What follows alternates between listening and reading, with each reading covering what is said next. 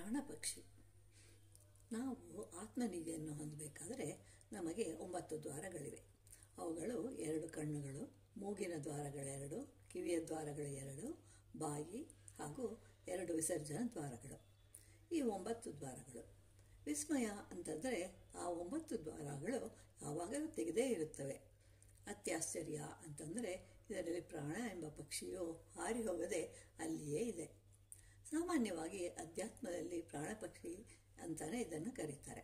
ಇಂತಹ ಪಕ್ಷಿಯು ಹಾರಿ ಹೋಗದೆ ಅಲ್ಲಿಯೇ ಇದ್ದರೆ ವಿಶೇಷ. ಅದಲ್ಲದೆ ಹಾರಿ ಹೋದರೆ ವಿಶೇಷವೇನಿದೆ? ರಾತ್ರಿಯಲ್ಲಿ ಮಲಗಿ ನಿದ್ರಿಸುವಾಗಲೂ ಅದು ಅಂದರೆ ಪಕ್ಷಿಯು ನೋಡ್ತಾ ಇರುತ್ತೆ ಮತ್ತು ತನ್ನ ಕಾರ್ಯಗಳನ್ನು ಸರಿಯಾಗಿ ಮಾಡ್ತಾ ಇರುತ್ತದೆ. ಇಂತಹ ಪಕ್ಷಿಯು ನಮ್ಮ ದೇಹ ಅನ್ನುವಂತಹ ಪಂಜರದಲ್ಲಿದ್ದರೆ ಅದು ವಿಶೇಷ. ಅಲ್ಲಿಂದ ಹಾದಿ ಹೋದರೆ ಅಲ್ಲಿ ವಿಶೇಷವೇನು? ಮಾನವ ತಾನು ಬಂದಿಯಾದರೆ ಇಷ್ಟಪಡುವುದಿಲ್ಲ. ಆದರೆ ತನಗೆ ಇಷ್ಟವಾದರೆ ಅದನ್ನು ಬಂಧಿಸುತ್ತಾನೆ, ಅದು ತನಗೆ ಬೇಕು ಅಂತ. ನಮಗೆ ಆರಾಧನೆಗಾಗಿ ಅನೇಕ ದೇವತೆಗಳಿರುವರು.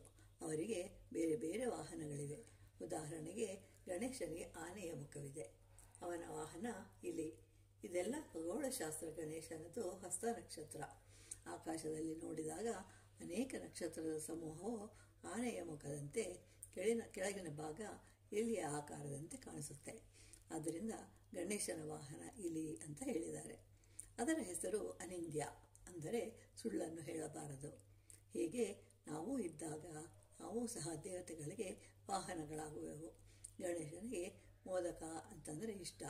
ಇದನ್ನು ತಯಾರಿಸಲು ಉಪ್ಪು ಹಾಕೋದಿಲ್ಲ. ದೇವರಿಗೆ ಸಮರ್ಪಿಸುವ ಆಹಾರ ಸಾತ್ವಿಕ. ರಾಮನವಮಿ ಏಪ್ರಿಲ್ ತಿಂಗಳಿನಲ್ಲಿ ಬರುತ್ತದೆ. ಬಹಳ ಬಿಸಿಲು. ಅದರಿಂದ ನಮ್ಮ ಹಬ್ಬಗಳು ಆಯಾ ಸಮಯಕ್ಕೆ ತಕ್ಕಂತೆ ಇರುತ್ತವೆ. ಬಿಸಿಲು ಹೆಚ್ಚಾಗಿರುವುದರಿಂದ ಪಾನಕ, ಹೆಸರು ಬೇಳೆಗೆ, ಮಜ್ಜಿಗೆಯನ್ನು ಮಾಡ್ತಾರೆ.